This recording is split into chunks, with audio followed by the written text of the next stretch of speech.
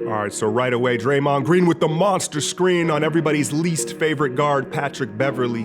Draymond really set the tone early with his physicality and defense. The game plan was to run them off the three-point line. You see Harden doing his thing, Euro stepping. But look at the closeout on Ariza, 1 and 2.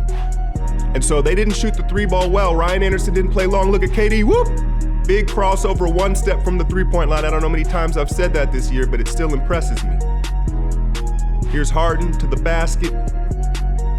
You know, so he was campaigning for his calls and he was getting them like he normally does. James Michael McAdoo gets in place of David West, was very surprising. But, you know, here's a block from Draymond. Now watch McAdoo trail this play. A veteran player like Zaza is gonna take Capella out of the play. Watch him let Capella come right in and stop this shot. So McAdoo still showing his youth. Now Draymond switched down on Harden. You think he's gonna dance, he's gonna pull up. Recovers with the 7'5" wingspan, one of his 3 blocks in the half. And like I said, he really led the way for us and set the tone being a leader. Then, you know, he always has something to say to somebody. Look at him help Looney with Capella, close out on Brooks.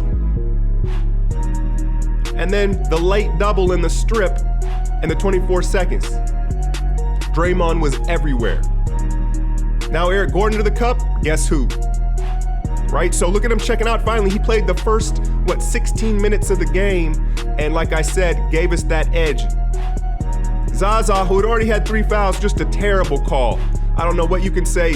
Harden was already like horizontal, falling to the ground, and I felt for him, so he had 4 quick ones. And then another one, clean rip, and Draymond, you could hear him let out a yelp after this one, but he contained himself. You get a look at Sam Decker, who sells used cars in Wisconsin in the offseason. And then to end the half, the high pick and roll, don't let him dance, don't let him dance, you know the result. But Houston was there, third quarter's where we really turned it up. Clay with maybe his best ran break I've ever seen him do, and then Zaza can't finish. But you can tell the guys really like Zaza. Look at Clay help him up. This is how I gauge when guys, you know, how they really care for each other. So Zaza's really gained the affection of the team even though he can't finish above the rim.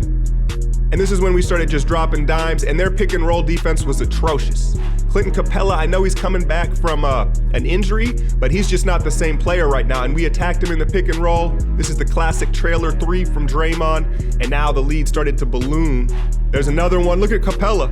You got to get him out of there, D'Antoni. You know he's going to substitute offense for defense every time.